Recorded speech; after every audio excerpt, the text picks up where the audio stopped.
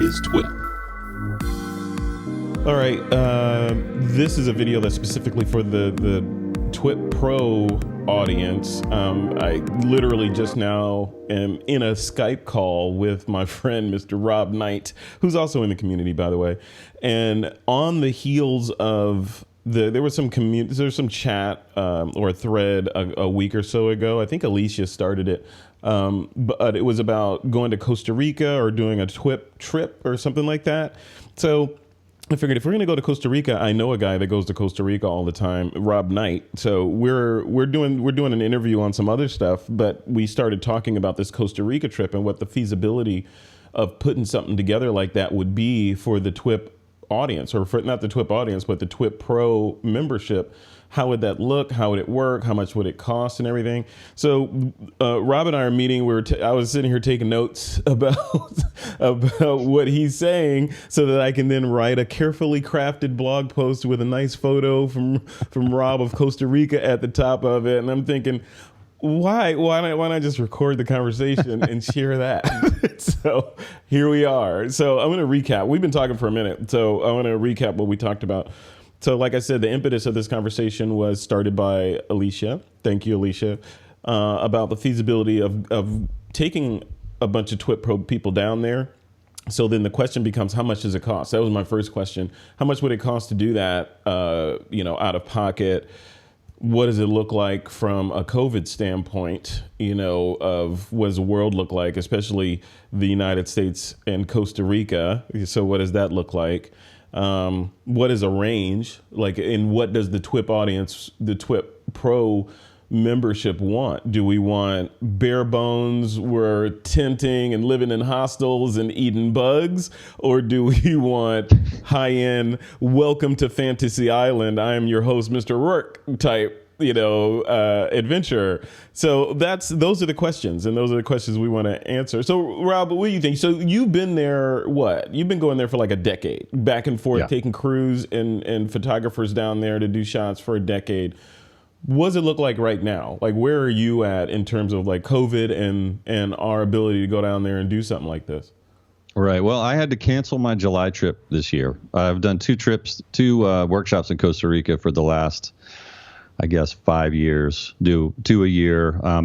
Like you said, I've been teaching there for 10 years. And this is the first time, obviously, I've had to cancel for any reason. And so I tried to reschedule for January, but me and my buddy Derek Story, our friend who says hi, by the way, Derek Stories, we just had a conversation and decided that we weren't going to try to go until things are a little bit more smoothed out. But as of August 1st, Costa Rica did open the international airport for arrivals for the first time since March. They locked the country down pretty well, and they had they were actually highly touted for handling the COVID pandemic. But in the last, I guess since June, they've had big spikes in cases, and I think they started opening some things up, and then they saw what we see, where it spreads very quickly and that kind of thing. But they did open the international airport August 1st, but only to a handful of European countries and to Canada. You cannot, I can't fly from the United States to Costa Rica right now because of how many COVID cases that we have and how our cases are still growing and all that. So that's super frustrating when here I am in Atlanta and 3% of people anywhere have masks on and restaurants are full. And it's like, guys, can you please cover your face so I can go work? That would be amazing. Right. But it's really serious, and it's not here. It's not just in the United States. It's a serious worldwide thing. And and this travel thing impacts it, like you said, it obviously it directly impacts everybody. But when we're trying to plan stuff like this, direct impact. It's like it's a brick wall we're hitting. Sure. It's not just about, hey, what do we price this at so that people can go? It's like, can we go? It's like, right. And if we can go, my whole, like we were talking about, even if we can go, then the question opens up to, what does the pricing look like for hotels and all that stuff down there? Is it a supply and demand situation, or is it is it a mad rush down there because everyone had cabin fever, so now everyone wants to go? So it's the weight is on their side, or is it no one's going, and therefore the prices are cheap? And if no one's going, can we convince people to go? And is it So right. all those questions come up. And for me, are the vendors who I always use going to be there? Mm-hmm. I take the groups from 6 to 12 photographers usually. So I'm staying in usually the smallest hotel I can find. If I can rent the whole place out, that's what I do. I love that. It's a great experience, great communal experience. And you get to meet the local people and you participate in community a little more that way. Are those little mom and pop places still going to be there? Like, I sure hope so. And I check in with my people now and then, like, hey, how's it going? And everybody's like, oh, it's fine. It's fine. So that's good. But my buddy Andre, my guide that I always use, I've talked to him a few times, and I don't know what he's going to do. He's a guide. That's what he does. Yeah. He takes tourists into the forest to find animals, right? Wow. Even before they shut the country down, he was already 3 weeks without a tour, and then tourists can't go. So his clients are not Costa Ricans. He's not, he's got to pay his rent. He's got to, take care of his kids, all this stuff. And that's his job. That's what he does, is show tourists around. So I don't know what it's going to look. I know it's going to be green. I know there's going to be monkeys, but other than that, I don't really know what it's going to be like. Untouched by tourists in a lot of ways for a while, right? That's very true. That's very true. So Rob, let's talk pricing, right? So you threw out a number of $3,500 for kind of like that, maybe not the Mr. Rourke Fantasy Island level, but approaching that level, sure. Right? So high-end, all-inclusive, get yourself to the island and get yourself home. Everything in between those bookmarks is covered. That's right. Right? That's right. All that stuff, meals, everything. So take me through that. What does that look like? And then what does the sort of the hostel level adventure look like? Which I doubt many of the TWiP Pro community doesn't strike me as hostile people, but I don't know, maybe. Dude, I'm 48 years old. I'm not staying in any hostels in Costa Rica. But, me either. No, I like to eat too much for that. But so for $3,500, that was the number I came up with for the next trip that I had planned that I've had to basically cancel. And you fly into San Jose, Costa Rica. You get yourself there, like you said. You pay for your flight to and from San Jose, and then we're going to put you up at the airport in San Jose. It's that way everybody has a day to arrive. International flights come in anywhere from 10 o'clock in the morning to 9 o'clock at night. Whatever you need to do. Sometimes the evening flight is $300 cheaper than the morning. It just depends. Whatever you need to do, that gives you a day to arrive. You take the shuttle to the hotel at the airport. That's included, right? We have a dinner that night. That's included. We get up first thing the next morning. We pile into the bus. The bus is our bus, our driver. It's air conditioned. It'll hold, 40 people, I think. It's a huge bus. It has a restroom on it. This thing is swank, right? It has, video screens and stuff. We get on the bus. We head to the beach. It's an hour and a half down to the area by the coast. We check into the hotel. That's included. We go out. We can explore. It just depends on what the itinerary is. But basically, everything until you go back to the airport is included. And I mentioned I like to eat. I like to eat really good food. Right. So for $3,500, I don't have to say, well, we have to go to this cheap place for lunch because I don't want to spend $40 for everybody for lunch. If the place, if we're shooting somewhere and we want to go into this beachfront little restaurant and have tacos or something like that, we're going to do that. If we want to, if we're up in the mountains somewhere and there's a little local place that we want to eat, we're going to do that. We don't have to, we don't have to go anywhere. We don't have to let's run back to the hotel so we can have our cheap catered meal. It's not like that. It's more like amazing restaurants on the way home, right?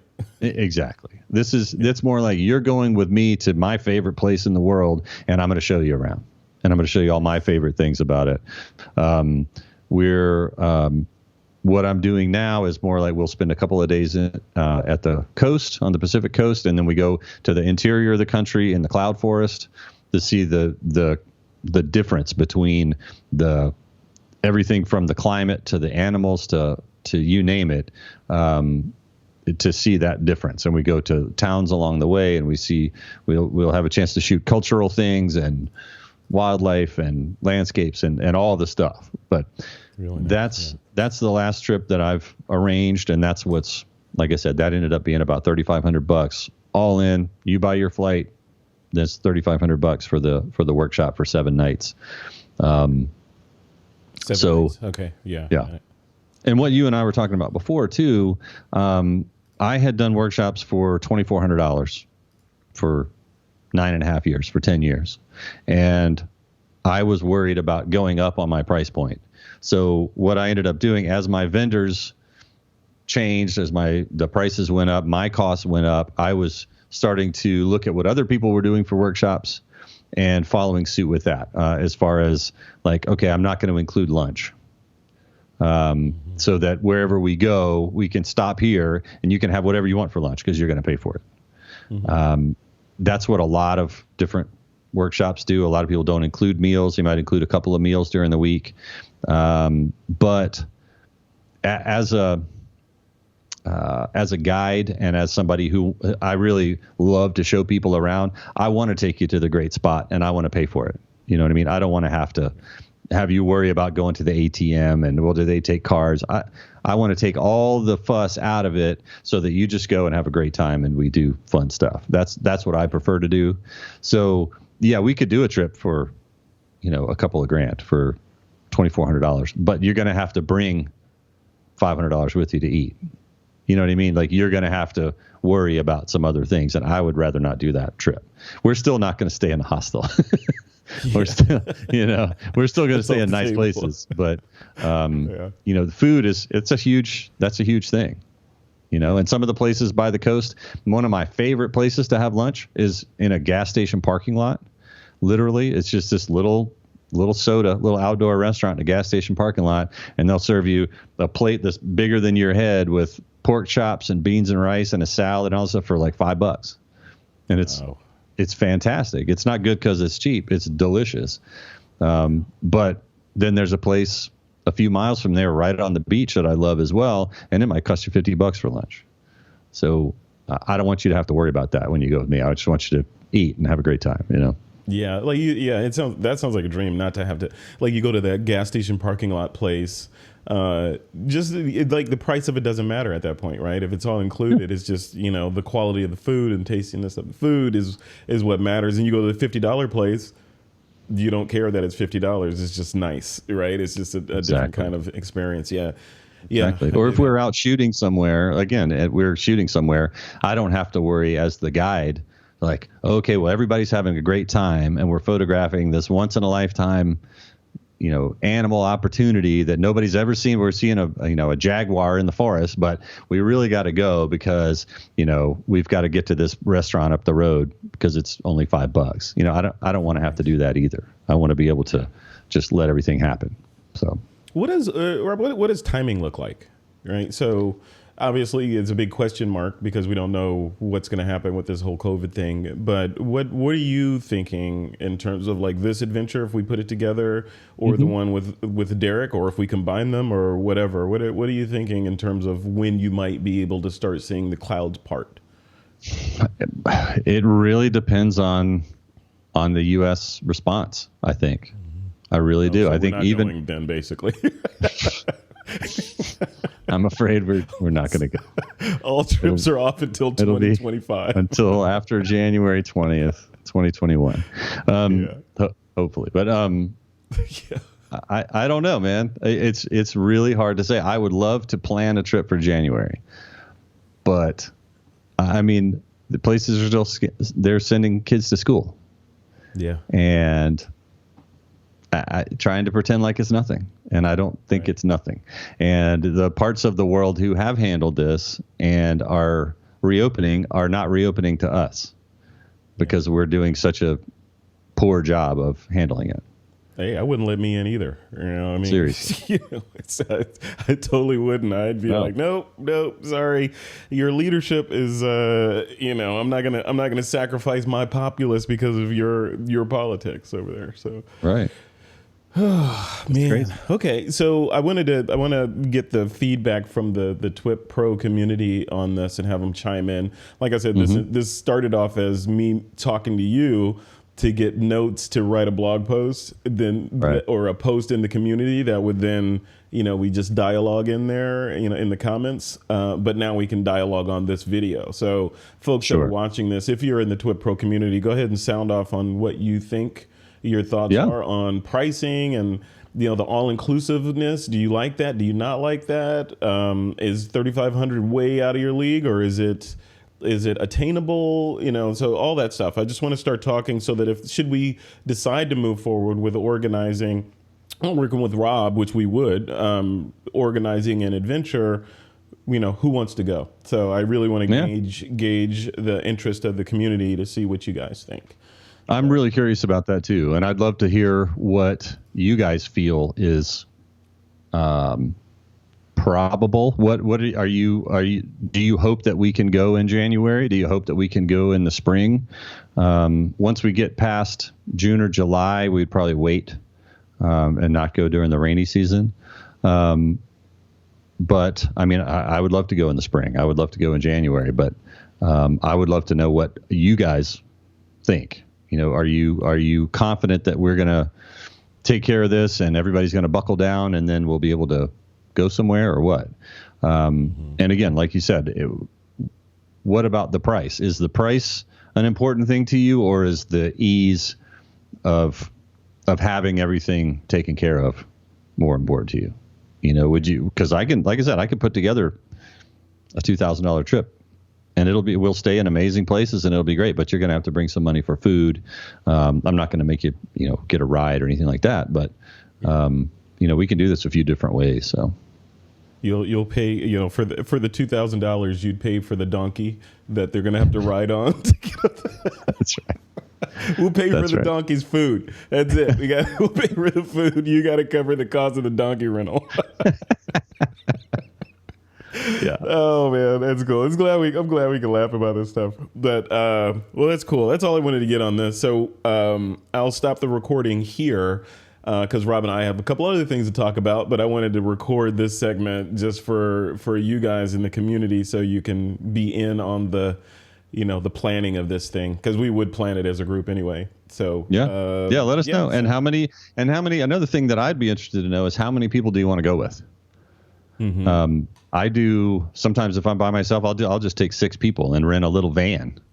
And then it's really like just showing my friends around Costa Rica. That's really fun. Yeah. If I've got another photographer leader with me, 12 is perfectly reasonable. Or would you be interested in renting a bigger bus and, like you said, get Derek Story to go with us, and we'll take, 20 people and, have a that would be it. Each one would be a totally different experience.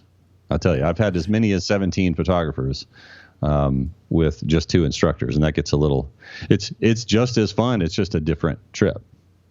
If there's we have a couple of photographers in the community that do model photography, fashion, implied nudes, that kind of stuff. Is there what is that if the community comes back and says yes, we want to go, and there's a contingent that wants to be able to shoot models on a waterfall or something? Is that something that's possible down there? Sure. Oh yeah, I'm sure I could make that happen. Yeah. Cool. A friend of mine has a surf school. In fact, one of the things that I was going to add, he has what's it called? I should plug it for him, but I can't remember. It's School of the World, I think is what it's called. But they do surfing lessons and Spanish language immersion weeks. And I think cooking. They do different things. The idea is you go there for a week or more and you learn to surf. And so you're part of the sort of surfing community.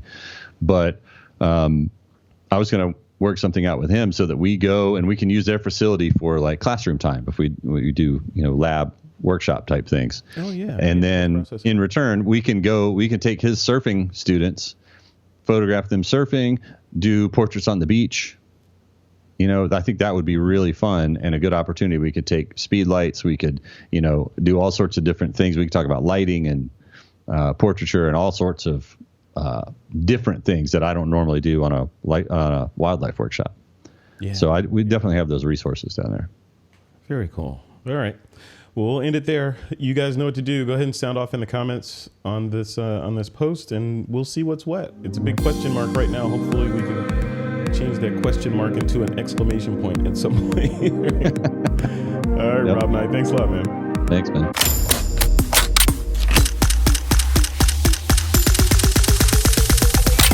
This is TWiP.